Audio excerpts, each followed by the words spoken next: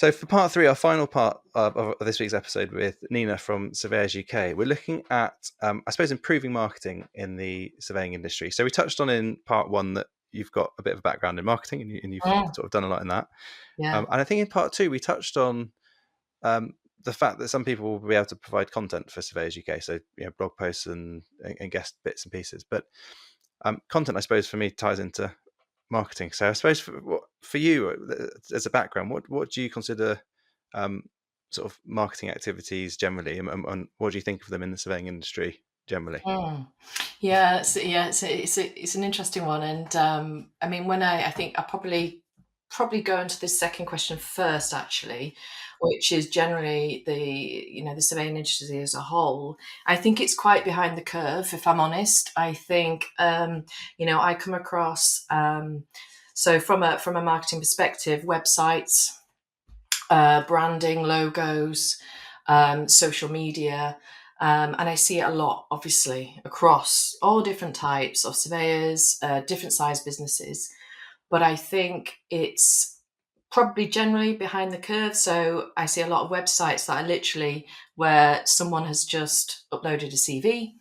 I don't think enough is invested generally by either individual firms on the importance of what it is to market yourself. Like, for example, if you go back to what we discussed in our earlier episode about where I don't think enough people know what a survey does, I think surveyors all have a part to play. The more they market themselves and promote themselves, the more then people will understand what surveyors are and what surveyors do. But I think maybe it comes down to the inherent nature of the work, whereas it's very technical. A lot of Yeah, surveyors will profess to be quite geeks, geeky. yeah. And I don't necessarily think it's a natural a natural fit. Obviously I've done a lot of digital marketing for surveyors because that's not what they do. What they do best is go out and do surveys. If we think Yeah. about, the area that we're in you're in, sorry, with Survey Booker and around sort of the residential building surveying area, that's what they do. And I think they forget about the importance of, literally your shop window. This is, when someone looks for a surveyor, they will do typical things. They will maybe type in Google, surveyor near me. And I know so many surveyors who, with their businesses, that don't even have a Google business profile, don't even Yeah. have that as a minimum. Um, Such People an easy way to also, stand out. yeah, Yeah. and it's also that social media side is if you do social media, you either do it well or you don't do it at all because people will judge you on it Mm. immediately.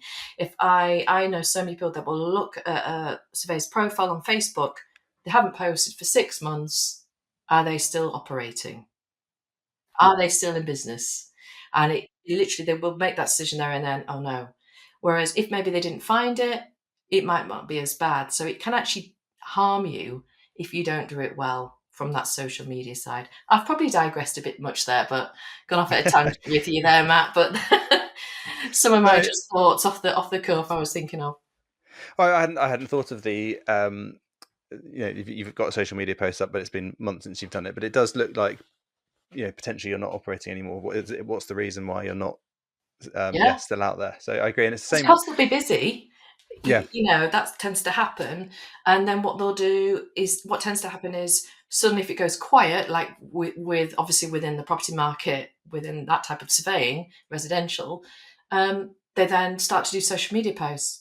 But you've got to do it consistently because you're building up awareness of who you are so that you come into mind because a house purchase is, only twice, 3 times in your lifetime. And so if someone sees it and then a friend goes, I'm buying this house. I go, oh, I saw this post the other day about, I'm thinking about Facebook, for example, so and so, so and so, because you're in their mindset. I think it needs to be done consistently. It's a slow build. It's organic. It doesn't happen overnight. You suddenly do some posts and then you get, loads of people coming in. It doesn't work that way. well, no, and equally, as much as it's a slow build to see the impact, it's equally once you get busy as a result of having done it. If you do stick to it, when you get busy, you can't then stop doing it because suddenly the pipeline dries back up. So just as you start finding you're getting quiet, you realize it's going to take you 3 months to start seeing the impact of trying to get back on it again. So you've got to stay consistent. But I think one of the other things you touched on is touch points, I think, as I like to call it, which is, unless you use that word already, I can't remember if I thought it or you said it, but I think you thought of that word. but okay. But it's looking at all the different touch points you have as a customer. It's your Google listing. It's your how does the website look? How easy is it to inquire?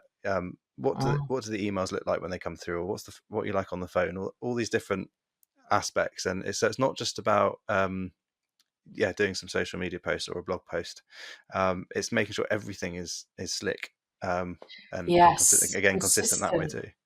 It's that consistent branding, that consistent perception, because you judge so fast. As soon as someone lands on your website, if they can't figure out what they need to know within, I don't know, 15, 20 seconds, and or it's not loading properly, or it's, there isn't a form, how do you contact us? And they're trying to find that, they'll leave. People just leave. And so you've lost them straight away. And then, and it's also, have you updated things? If you have a blog section, which some surveys do, which is great for content, great for traffic, SEO, gets people to your site. But if you've done a blog, but you haven't done a blog for a year, somebody will land on that and they go, oh. And it just feels, and it's that consistent piece. So like you say, you're right. And even when you literally you go to a house to do a server example, and it's how you presented, and I think there's a lot of debate over, for example, do you brand your car? Do you wear branded clothes? There's a lot of that. There's very divided, Yes, I agree. and I don't think there's no right or wrong answer. I think I do know a lot of surveyors benefit hugely on business because they have in a local area, and everyone constantly sees their vehicle brand. They see their name everywhere, and that's just constantly, like you say, another touch point. People see you all the time. So I think, there isn't no right or wrong. Everyone has their way of doing things, but I think you have to, if you've got a name, does that name displayed the same? Sometimes I've seen it where there's a long business company name and a limited on the end. And then somewhere else, it's been shortened, and it's like, is that the same company? And Yes, who are you talking to? And personality, I think, the about us section on the site, it's like there's no picture. And I think people buy from people. And I think having, those where you've got an image of you, I know people don't like it, but I think it does make a big difference, and you show a bit of personality. What do I do? Give it some interesting hobbies, something quirky about you, not just I've been a surveyor for 30 years, because it's like, it's kind of, that's seen as I don't know, expected. That's just doesn't really do it. When you talk about your USPs and things like that, for me, it's like those extra things that people do when we will call you briefly after the survey to give you a brief overview of what's happening. That is so brilliant because it's good communication. It gives reassurance because people will be waiting for that report to come through.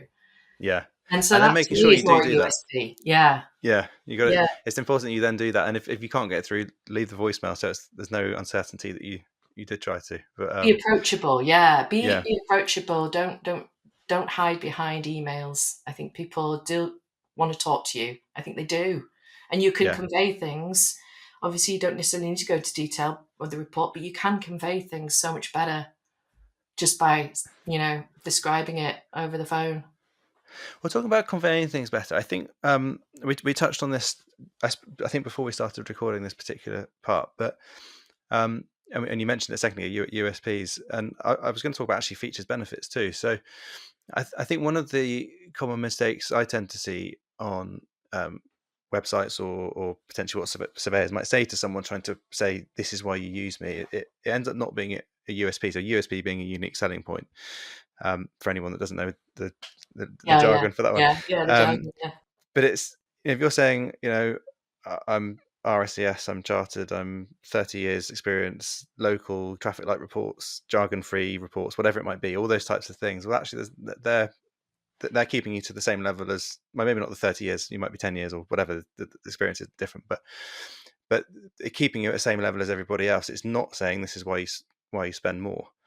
I think the other difficulty, and you've got, again, looking at this from the consumer side rather than from your own perspective is not listing features that you're selling. So it's a drone survey, or includes X, Y, Z. But what's the benefit of that? I don't know what that Yeah. means.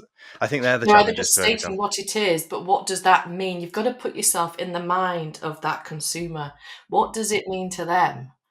So what if you have this traffic light? Yeah, but what does that mean? Well, it means we bring to your attention very quickly the really key important parts that you need to focus on, and you can digest it. And it saves them a bit of time, because we know a lot of people will just read that bit. They don't even go to the rest of the report. But you're right, it's kind of, I think there's a lot of that. We have done this for years, and we're this, and it's like, well, what does that mean? It's like, I think a lot of it comes down to, personally, down to emotion. So it's extremely stressful time, like buying a house, and you're looking for something that's going to provide, some form of reassurance, information, and to help inform you on whether, to go ahead and purchase this property or negotiate. And that can save time, that saves money, and I think the ability to turn around reports in a certain time scale, because the house buying process takes so long anyway. If they can say, we'll turn it around in 3 days, and that means you can then make a decision and then get in touch and maybe negotiate. And it's explaining what that will enable them to do. Because most people don't actually know what is involved. I mean, it's half the challenge is get people to actually instruct a survey in the first place, which is a whole different thing. And then it's, well, the drone survey is a really good one. It's brilliant. And some surveyors, they add it as a bolt-on to their survey. But okay, great. What does that mean? Well, it means that we can literally get up and have a full view of the roof and the chimney and look at the implications of something that you don't see from the ground. When you walk around a house, you have no idea what's going on with the chimney up there and whether it's going to fall in through the roof. That's dramatic, but it does happen. And because you don't want that when you move in, and it's a safety aspect. There's so many things. Yeah, I think the example you gave about the call one is nice in terms of well, what does a call mean? Well, it means we can help you understand the report and give you guidance on how to approach your next steps with the agent or the vendor. So it's confidence with your next steps, not just answering some questions, but will help guide you on what you might need to do. That might not be the right advice for some people in terms of Yeah, yeah, liability and yeah, so on. sure. But the point is being reiterated, which is what does it mean? What's the value in that thing you're talking about, rather than it just being here's another feature Yeah, we're providing. yeah. What I suppose what on the flip side, what do you see surveyors do well? And then we can I suppose focus on what can surveyors potentially do better in terms of ideas that we can offer. But what do you see surveyors do well at the moment generally? Generally, I think it comes down to some of the surveyors. I've worked with doing the digital marketing side, so I get a lot more involved in sort of their day to day and what they do. But it really does touch on what we've just been discussing. Some surveyors that literally are really good at communicating. So their reports, for example, are just free of jargon. They're concise. They get everything that someone needs to know, but it's not reams and reams long. Clear summaries, but they also talk. They talk to whoever's instructed the survey. They talk to them. They explain it, give them a summary, and they also say, if you need to know anything else, get in touch and ask that question. So they're approachable. They communicate and they're approachable, and I guess what I have seen is it can be seen as inherently negative, in its nature, because you Oh, are or surveys? because you are Yeah. looking for defects, which could hamper someone's dream house purchase. It's a very like I said, stressful. So I think empathy is another thing that I see really good surveyors do. They really put themselves in the position of literally that home buyer, and they adjust their manner, their tone, how they deal with them differently. Do a lot of listening as well. Find out a lot about what this person's looking for, type of person they are, and you can then tailor your communication accordingly. If you just stay in that same routine, I don't think that's as effective, and I don't think you'll get the same customer feedback and reviews. I think you've got to put yourself in everyone's individual situation and, appreciating this is a very stressful time for somebody, and they really need, your thoughts as an expert, but sort of conveyed in a, I'd say, I guess not a necessarily, I guess positive's not really the right word, but a thoughtful way, you know. Yeah, I think you've touched on there effectively, where surveyors might accidentally sell through fear or market through fear, i.e., on the website, it's, this is the most expensive purchase you'll ever make. Don't screw it up, effectively. Whereas actually, this is the most expensive purchase you'll ever make. Will help you take your next steps with confidence.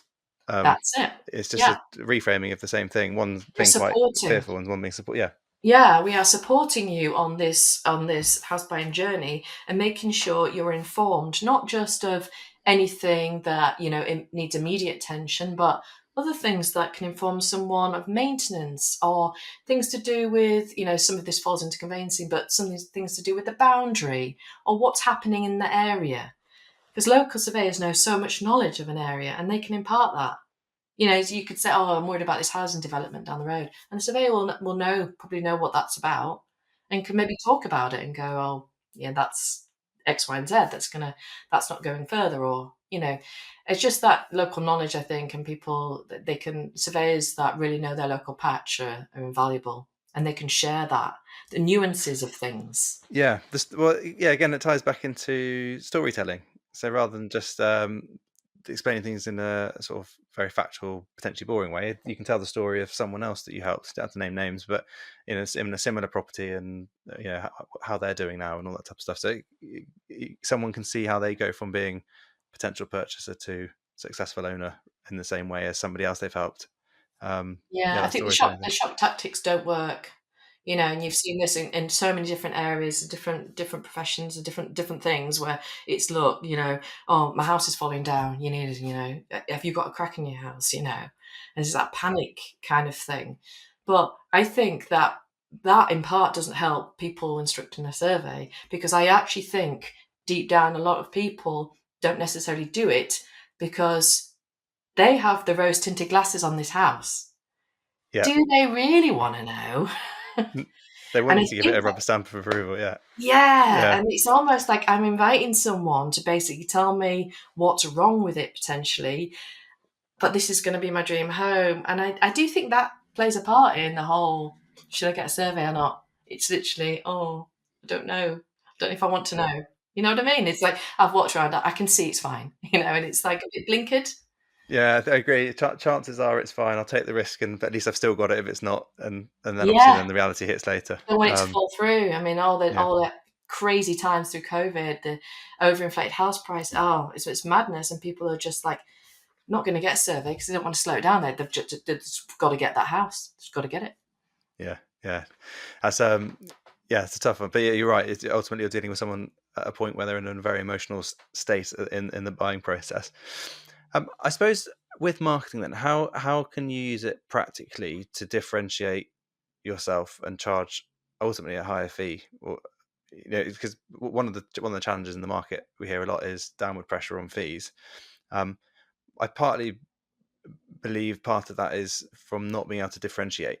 So if you can't differentiate, then of course, if everyone is saying the same thing, well, I'll go with the cheapest, because why would I pay more for you know something that looks exactly the same? I've given this example before with cars. I go on Auto Trader. There's 6 Ford Focuses. They've all got the same features being listed. Well, I'll get the cheapest. Whereas if one of them's saying, "Oh, actually, I've got all these added value points," well, yeah, then I'm willing to spend more on that one. It's got the heated seats, it's got the aircon, whatever it might be. There's probably better features now than it's been a while since I bought a car. Um, but yeah, so for me, it's the same thing. How do you think surveyors can better differentiate through their marketing efforts? I think they made to make it clear what it is they do, but what makes them different. Going back to the unique selling points, I do think a lot of, but this is generally within any business you're trying to sort of generate business from, is it's like it doesn't work by osmosis. People, you've got to imagine that someone's landing on your site and they have no idea what a survey is. They have no idea. So you have to firstly guide them and make it very clear to navigate the site as to what you offer. But I think a lot of it comes down to speaking to someone and talking. And I think that's one of the biggest hurdles that surveyors have. They're not good at selling themselves Yeah, and yeah, what they do.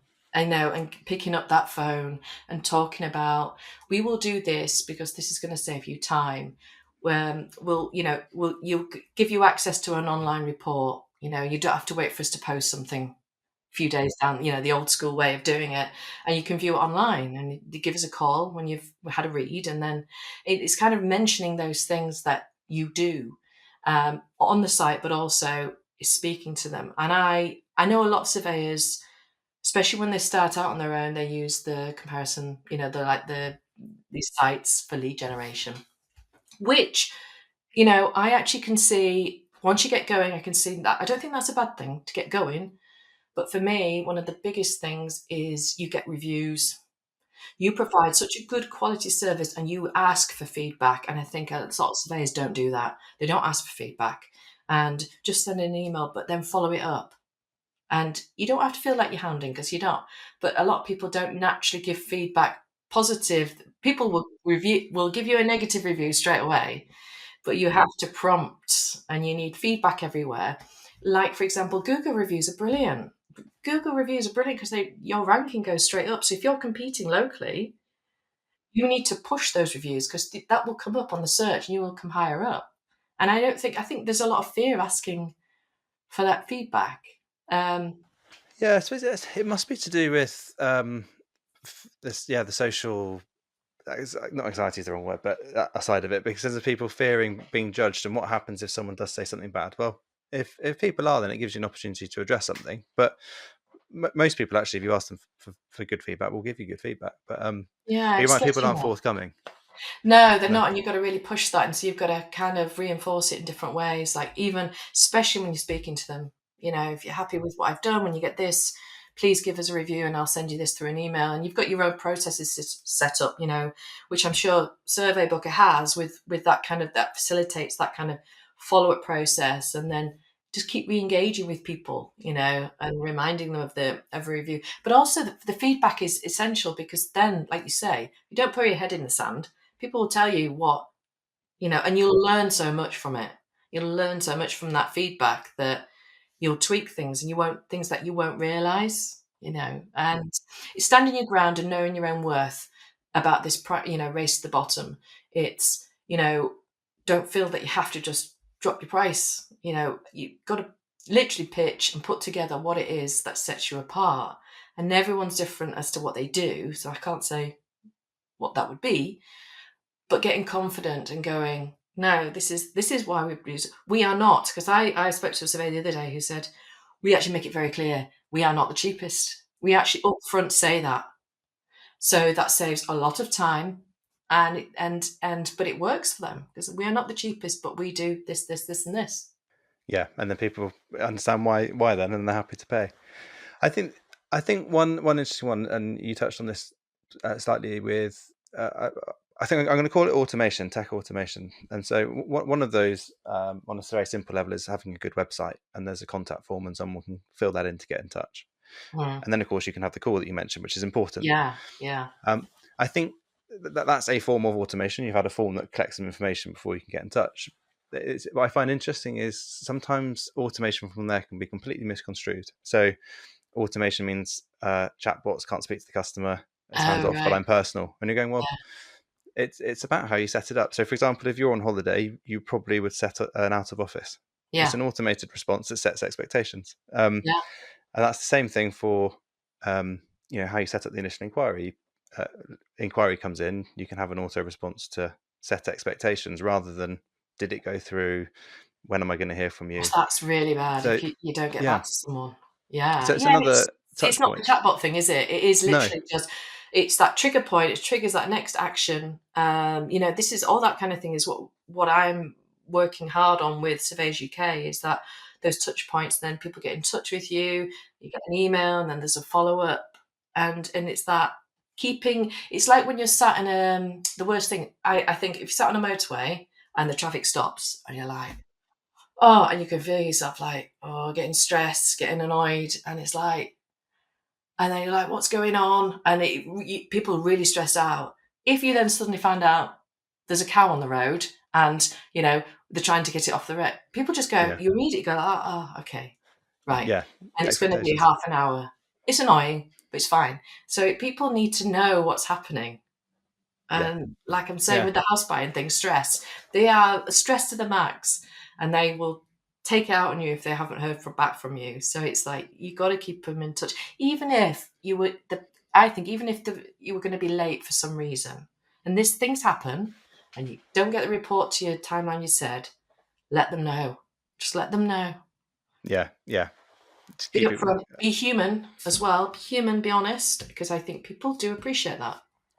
Yeah, yeah. Things happen. I don't mind if something's 2 days late as long as I know. Yeah, It's yeah, it's annoying, yeah. but I completely don't have a problem. I think we've touched on a couple of nice things then. So consistency being the key one, about consistency across the journey, consistency within each thing that you do, rather than just dropping and starting. Um, is there anything else you think sort of as a sort of a wrap up point for marketing that is a good thing for surveyors to think about? I think it's appreciating, and people say I would say this, but appreciating that using someone that knows marketing, because I see a lot that will try and do it themselves. From whether it's their website, whether it's getting their logo done, whether it's social media, and they are not marketeers. Surveyors are not marketeers, and when I do work for my clients within digital marketing, I'm looking at it from the who they're trying to get to, who are they marketed, and I'm looking at it from that perspective. And I think too many spend too much time trying to spend hours trying to do things themselves, even the social media. Don't get me wrong, some are good at it, but it's not what they do.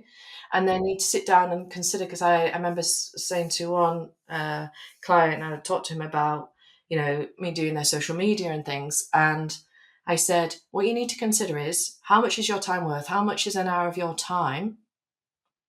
You need to be doing surveys. Is that time spent doing surveys, or is it doing social media posts?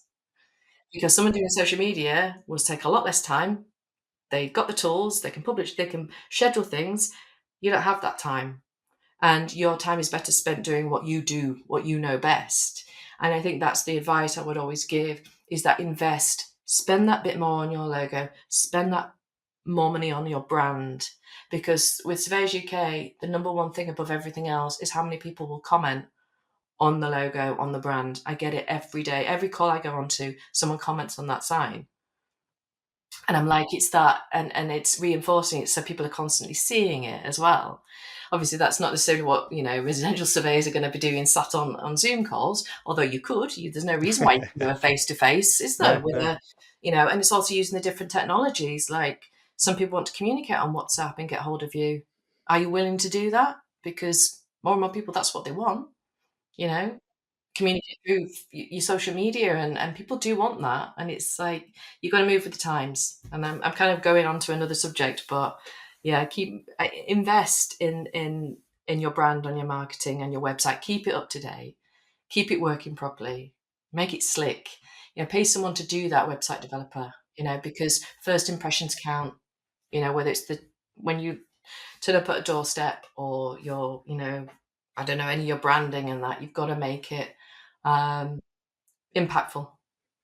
Yeah, I agree. It's the same philosophy for us with our software. It's Mm, do you spend more hours doing admin, whether it's your admin team or yourself, or do you spend more time doing surveys? that's exactly it. One's earning you money, one's costing you time. Yeah, But absolutely. Outsource that kind of thing, isn't it? It's outsourcing, and Survey Booker enables that, and mm, saves so much time, like you say. And it's like, that time is much better spent doing yeah, what you qualified to do. yeah, and I agree with your very last point, which is you know, touch points. Offer touch points that suit your customers, not that you prefer yourself as a customer. Offer that, obviously, yeah. If it's a phone call, offer a phone call. But some do just want to have an email. Some do want to WhatsApp. Some do want to never speak to you ever at all.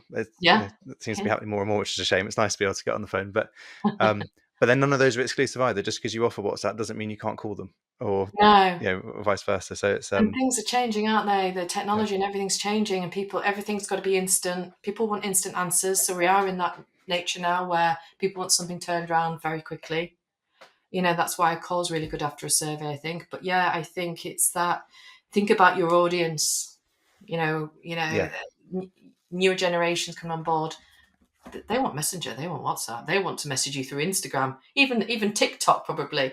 If not many surveys are on there, but yeah. Yeah, and I agree with all of that. So I think overall an interesting episode covering everything from new talent and in marketing. But anything else you'd like to add just before we sort of wrap up? I think that all surveyors have the opportunity to really help elevate the profession in themselves and how they are out there, how they market themselves, how they educate people on what a survey is.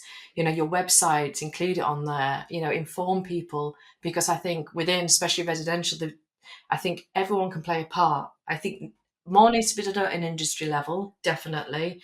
We're going to have a whole public facing side on Surveyors UK, because we've actually got members of the general public emailing us for surveys because of, bizarrely. But I think all surveyors can do so much better just spreading awareness, talking to people, being proud, out what you do. And, I think over time, I think it will get better, but I think we're quite behind the curve in that area. Yeah, definitely. I think a nice point to finish on. So thanks for coming on today. That's okay. And I hope we catch up again soon. Yeah, it's been great to talk to you, Matt. Thank you.